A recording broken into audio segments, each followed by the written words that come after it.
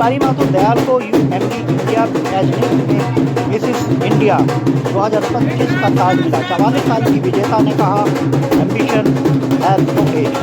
जियो studio Jaipur में 21 दिसंबर 2025 को इतिहास रचा गया, जब दीपाली माथुर को प्रतिष्ठित यूएमडी इंडिया पैजनेट मिसेस इंडिया 2025 प्रतियोगिता में मिसेस इंडिया 2025 का ताज पहनाया गया।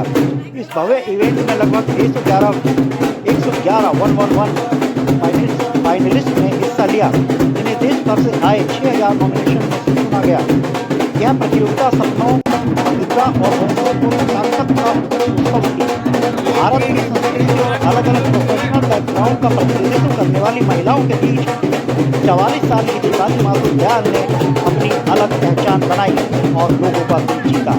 आखिरकार ताज अपने नाम कर दिया। उन्होंने साबित कर दिया कि एम्बिशन की कोई उम्र नहीं होती और सफलता की भी कोई एज लिमिट नहीं।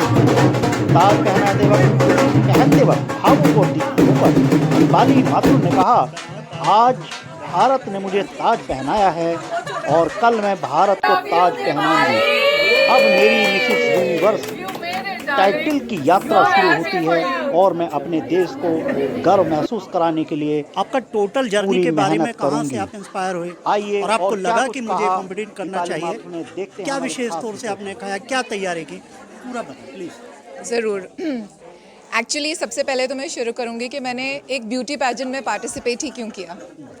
उसके सबसे बड़ा रीज़न था, जब मैं 13-14 साल की थी और जब हमारे यहाँ की ब्यूटी क्वींस डिसाइड कर रही थी हमारे लिए इतनी अचीवमेंट्स दिखा के कि ब्यूटी कैसे दिखेगी, तब मैं एक ऐसा बच्चा थी जिसको पता था कि मैं कुछ भी कर सकती हूँ पर मैं सुंदर तो नहीं हो सकती, क्योंकि वो लोग इतनी खूबसूरत लगती थी। तो मुझे लगता था कि ब्यूटी ऐसे ही टेम्पलेट में बस जाना होगा।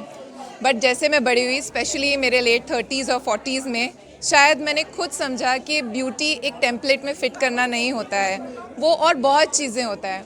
और आज इन माय 40s मैं वाकई खूबसूरत फील करती हूँ। तो मुझे लगा खूबसूरती को सेलिब्रेट करने का और इससे बढ़िया तरीका क्या होगा, rather than going and participating in a beauty pageant। तो इसलिए मैंने किया। दूसरा, मुझे लगता है कि जैसे मैंने कहा कि उम्र के साथ औरतों को ऐसा लगता है कि उनकी वैल्यू कम हो रही है, तो मैं ये प्लेटफॉर्म पे ये बात कह के एम्पलीफाई करना चाहती थी कि ऐसा नहीं होता। हम कभी भी ड्रीम कर सकते हैं और हम कभी भी कुछ भी करने के लिए तैयार हो सकते हैं।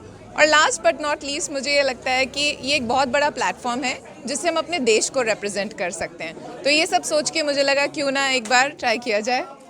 ब्यूटी सीक्रेट, कुछ लोग कहते हैं कि हमने शुगर छोड़ दिया, हमने प्रोटीन छोड़ दिया, जी। आपने क्या तैयारी की? तो एक्चुअली सच बताऊं तो ये छोड़ दूं? ओके। नहीं, मैंने कुछ भी नहीं छोड़ा, मैं सब कुछ खाती हूँ, but golgappa, tikki come, moderation में। हाँ, और सुबह उठ के एक्सरसाइज कर लेना या हर चीज़ खाना पर मॉडरेशन में, जल्दी डिनर कर लेना, काफ़ी सालों से मैं करती आ रही हूँ। आगे का क्या गोल आपने सोचा कि मुझे अपने देश का नाम रोशन करना है। मुझे इंटरनेशनली जो भी मौके मिल रहे हैं बहुत अच्छे से अपनी कंट्री को रिप्रेजेंट करना है। मुझे ये भी रिप्रेजेंट करना है कि मैं पहले एक बैंकर थी, फिर मैं एक एंटरप्रेन्योर बनी, आज मैंने ब्यूटी पैजेंट में पार्टिसिपेट किया। कोई भी कुछ भी करने की कोई वो रेखाएं नहीं होती, ये हमारे बाउंड्रीज शायद दिमाग में होती हैं।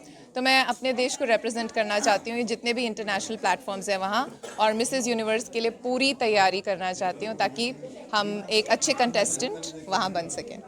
तो देश की तैयारी के लिए माथुर जी आगे बढ़ रही हैं, और साथ ही उन्होंने अपने सीक्रेट्स भी बताए कि जंक फूड उन्होंने कम किया, डिनर समय पे किया और पूरे परिवार का उनको सहयोग मिला। राजधानी दिल्ली से कैमरा पर्सन सहयोगी के साथ मैं अजित कुमार।